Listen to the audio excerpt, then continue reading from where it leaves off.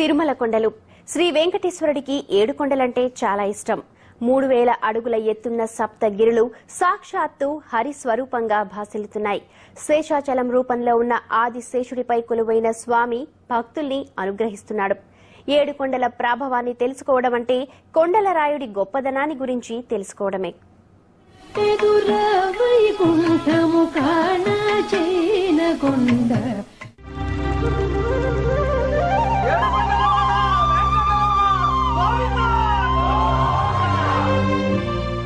అడుగడుగు దండాలవాడు, ఆపద మొక్కులవాడు, నిత్య కళ్యాణవాసి, భక్తుల కైంకర్యాలను అందుకుంటూ కటాక్షాన్ని కురిపిస్తున్న కలియుగ వైకుంఠ వరదుడు అయిన శ్రీనివాసుడికి 7 కొండలంటే మహాప్రీతి.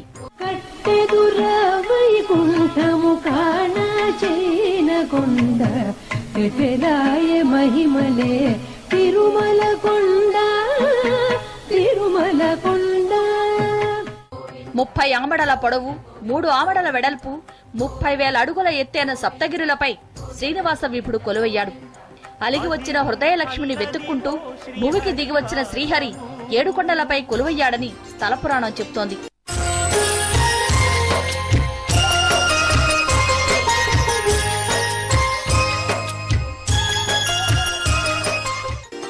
శ్రీవారిని విడిచి ఉండలేని ఆయన పరివారంలోని ప్రముఖ సేవకులు 7 కొండలుగా మారి శ్రీహరిని తమపై నిలుపుకున్నారని ప్రతీతి. తరతరాల తిరుమల తనివారని మహిమల, తరతరాల తిరుమల తనివారని మహిమల, యుగ యుగాల జగ జగాల హృదయ డోలల శ్రీ వెంకటేశ లీలల. నంది వృషభాద్రి అయ్యాడు. హనుమంతుడు అంజనాద్రిగా మారి స్వామిని సేవించుకుంటున్నాడు. నీలాద్రిగా మారింది. శ్రీహరి వాహనమైన గరుత్మంతుడు గరుడాద్రి రూపాన్ని సంతరించుకున్నాడు. శ్రీశేష శైల గరుడ వెంకట నారాయణ వృషభాద్రి అంజనాద్రి మధుర నామ మంత్రముల తిరుమల. పాలకడలిలో స్వామికి పాయక శయ్య అయిన ఆదిశేషుడు శేషాద్రిగా మారి హరిసేవకు తరలి వచ్చాడు. నారాయణాద్రి, వెంకటాద్రి సాక్షాత్తు వెంకటాచలాధీశుడికి రూపాలని చెప్తారు. ఈ 2 కొండలు జయ విజయులకు ప్రతిరూపాలని మరో వృత్తాంతం ప్రచారంలో ఉంది. 30 ఆమడల పొడుగు, 3 ఆమడల వెడల్పు, 3000 అడుగుల ఎత్తైన ముద్దు తిరుమల. ముఖ భాగము వెంకటనగము, ముఖ భాగము వెంకటనగము, నడుమ ఎడమ నృసింహనగము. ముఖ భాగము వెంకటనగము, నడుమ ఎడమ నృసింహనగము, వెనుక వైపు శ్రీనగముగా సిరులు పురియు తిరుమల. భూలోకంలో తనకు విహారయోగ్యమైన ప్రదేశాన్ని సూచించమని నారదుణ్ణి అడిగిన శ్రీహరి ఎంతో ఇష్టంగా శేషాచలం మీద కొలువయ్యాడని పురాణాలు చెబుతున్నాయి. ఆదిశేషుడు స్వామి సేవ కోసం శేషాచలంగా మారి 7 లోకాల ఏలికను తనపై నిలుపుకున్నాడు. కర్మార్థ కామ మోక్షముల ధరణి కరుణించు తిరుమల, అద్భుతమై అగుపించు హరి నిలచిన తిరుమల. శ్వేత వరాహ కల్పంలోని వరాహమూర్తి ఆజ్ఞతో గరుత్మంతుడు వైకుంఠపురంలో ఉన్న ఈ గిరిని ఇక్కడికి తెచ్చాడు కనుక ఇది గరుడాద్రి అయింది. ఆది వరాహ రూపంలో శ్రీహరి హిరణ్యాక్షుణ్ణి సంహరించిన తర్వాత ఈ గిరి ఇక్కడికొచ్చింది.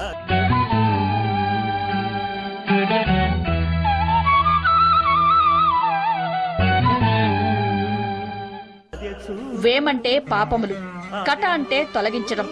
భక్తుల పాపాల్ని తొలగించే శ్రీనివాసుడు కొలువైన గిరి కనుక ఇది వెంకటాచలమైంది. వేమంటే ఐశ్వర్యమని మరో అర్థం, కట అంటే ప్రసాదించడమనే అర్థం కూడా ఉంది.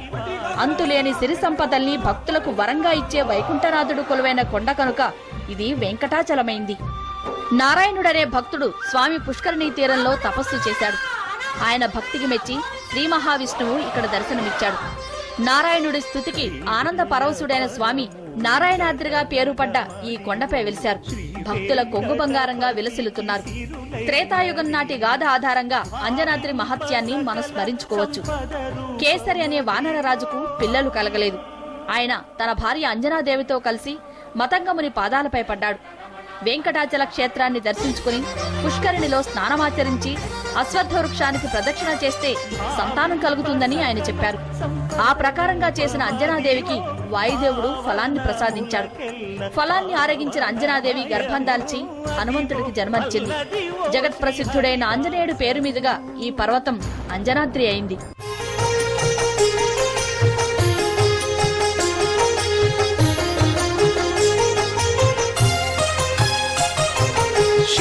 శ్రీశేషశైల గరుడ వెంకట నారాయణ వృషభాద్రి అంజనాద్రి మధుర నామ మంత్రముల తిరుమల. వృషభాసురుడనే శివభక్తుడు బలగర్వితుడై లోక కంటకుడిగా మారాడు. కిరాతుడి వేషంలో శ్రీహరి వృషభాసురుణ్ణి సంహరించాడు. చావు తప్పదని గ్రహించిన వృషభుడు ఈ పర్వతం తన పేరు మీదుగా ప్రసిద్ధమవ్వాలని, స్వామి తలపై కొలువవ్వాలని వరం కోరాడు. అందుకే ఈ కొండకు వృషభాద్రి అనే పేరు వచ్చింది. శ్రీశేషశైల గరుడ వెంకట నారాయణ వృషభాద్రి అంజనాద్రి మధుర నామ మంత్రముల తిరుమల. నవనవోన్మేష భవ్య నవ్య భక్తి భాగ్యముల. వృషం అంటే ధర్మం. ధర్మదేవత తన అభివృద్ధి కోసం ఈ పర్వతంపై తపస్సు చేసిందని, అందుకే ఈ కొండకు వృషాద్రి అని పేరు వచ్చిందని చెప్తారు. నంది కొండగా మారి హరిని సేవించుకునేందుకు వచ్చాడు కనుక వృషాద్రి అనే పేరు ఈ గిరికి వచ్చిందని మరో కథనం.